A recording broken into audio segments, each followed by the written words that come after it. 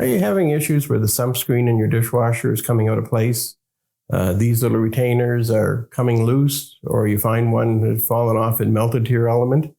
Today we're going to show you how to change that. No tools are required, so let's fix it.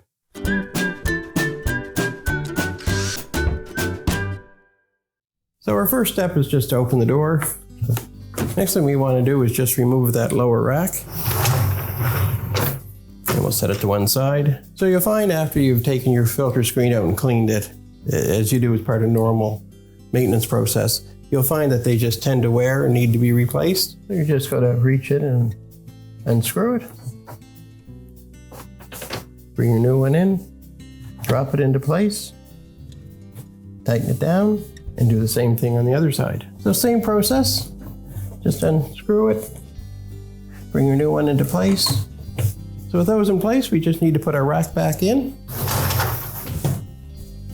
and our repair is complete.